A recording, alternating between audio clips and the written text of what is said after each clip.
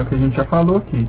A pessoa dirige aqui em Belo Horizonte de uma forma, mas em Brasília, que a cidade é muito mais plana, é muito diferente. Né? É um carro com consumos absolutamente distintos. Né? Posso até falar de um mito que eu lembrei, mas isso é uma pergunta, né? Mas aí a gente fala assim, às vezes a pessoa vem pedir orientação para comprar um carro.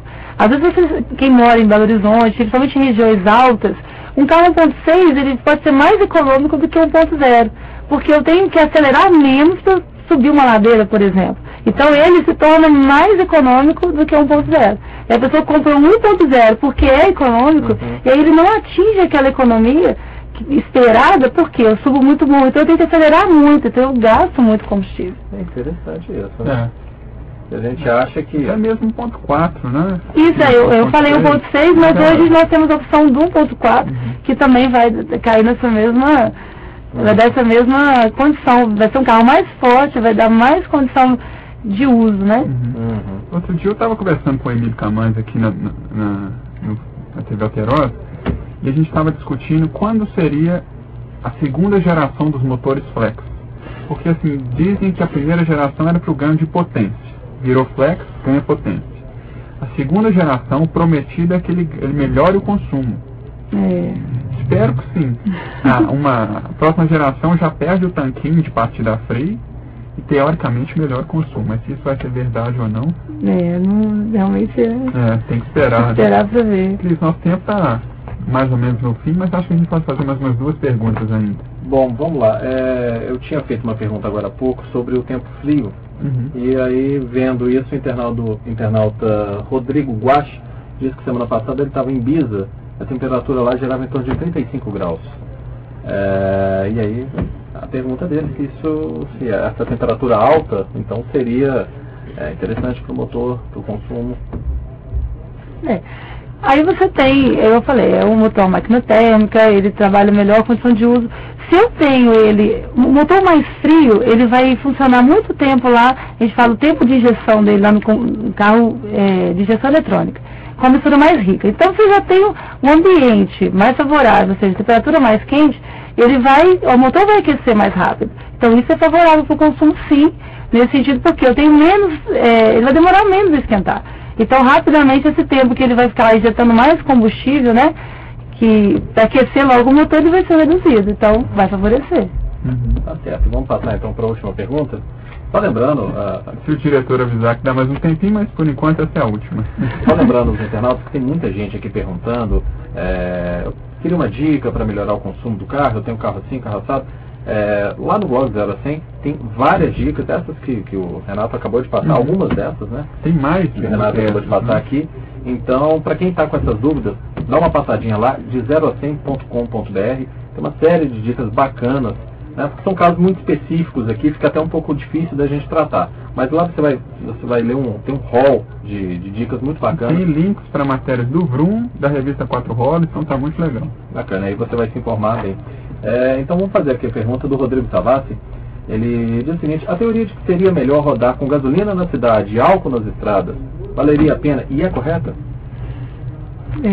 Ou é só uma teoria? É só uma teoria, só um mito. Na verdade eu teria que analisar essa questão, mas porque só o combustível ele não define a condição do consumo do carro, né? Então, igual a gente falou, até o clima, né, vai influenciar, o clima externo vai influenciar a forma de dirigir. Então eu conheço uma pessoa que tem um carro flex que só anda com álcool, ele anda em condição severa de uso, que ele até me serve. Então ele só roda no álcool, ele roda pouco, né? Ele sempre questiona com a gente essa questão do vapor de óleo, e lá só usa, e ele acha que compensa, ele só põe álcool na cidade porque ele, no papel, assim, fazendo as contas, ele, olha, compensa o álcool. O que vai compensar entre álcool e combustível? É o preço do combustível, né? Então a gente vai, tem até no Vroom, né, no Alto Papo, a gente deu uma dica uma vez sobre como calcular. Essa forma está lá no 0 a 100. Então acesse lá que você vai ver como calcular, e sempre pelo preço, né? Porque a gasolina já tem um teor de álcool, então você vai ver o custo da gasolina, o custo do álcool e o que eles vão fazer. Fora isso, eu não vou falar que é um mito entre um e outro na estrada ou na cidade. Você tem aqui, na estrada, você tem um consumo melhor. Então é variar custo, essa condição da estrada, né, mas não fechar uma dica completa não, porque acho que cabe uma análise né, mais detalhada. Agora você acabou de responder também a pergunta do Rogério, que ele quer saber exatamente como é que faz esse cálculo. Então você pega o preço da gasolina e multiplica por 0,7. Se ele for maior que o preço do álcool, vale para o álcool. Se for menor que o preço do álcool, vale a gasolina. E ele está dando um dado interessante. Ele está dizendo que abasteceu o Fiat Uno Flex 2008 com 38 litros de álcool e rodou 300 km. Depois abasteceu com 38 litros de gasolina e rodou 450. Meu carro roda quase 120 km a mais também. Então, com gasolina, né? Então, exatamente. Ô, gente, infelizmente estou vendo ali um batalhão de perguntas. A gente está chegando ao final de mais um videochat. Paulo, então o diretor falou, vai para a saideira. Obrigado, diretor, por dar um tempinho aí pra gente. Tá certo. E o Rodrigo Guacho está falando que meia hora é muito pouco para esse bate-papo. Concordo. Bom, vamos procurar aqui. Agora até o diretor me pegou. Pegou desprevenido, né? Eu não estava só um detalhe, enquanto o Cris procura, eu prestei atenção na minha forma de dirigir. Eu estava esticando demais as marchas, rodando, estava achando que estava demais. E o carro estava fazendo 7,7 km por litro na cidade. É um carro 2.0 flex. Sim. Mudei a forma de dirigir. Passei a trocar marcha com uma rotação mais baixa. Sim. E desacelerando mais, usando menos o freio, já subiu para 8,6. Já estou muito feliz para continuar melhorando. Isso com gasolina, né? Exatamente. É prova do que a gente falou aqui, que a forma de conduzir o carro influencia muito né, no consumo. Pois é. Então a última de hoje. A última, do Alexandre José Ney Voltoni. Ele quer saber se existe uma porcentagem ideal de álcool e gasolina para se colocar num carro flex para ter uma maior economia. Ideal é só gasolina, não? Quando você for fazer esse cálculo, tem que lembrar que cada vez que eu encho o tanque só com gasolina, eu já tenho ali álcool, né? Então eu nunca tenho só gasolina no tanque. Então é voltar para o preço do combustível, né? Mesmo essa questão é o cálculo. Né? Porque às vezes você coloca metade de álcool, metade de gasolina, já tem mais álcool do que gasolina. Por causa da porcentagem que está misturada na gasolina. Então é ver a questão do custo.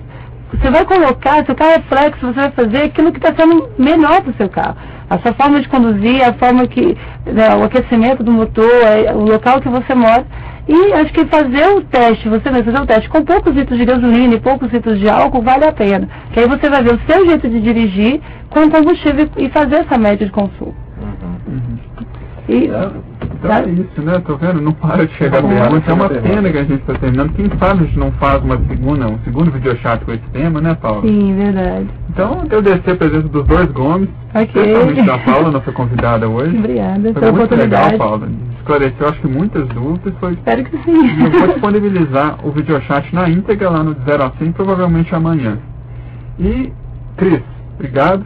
Agradecer o pessoal aí de casa, do trabalho, de onde vocês assistiram. Mandar um abraço especial pro meu pai, que fez aniversário na segunda-feira. Então, pai, parabéns.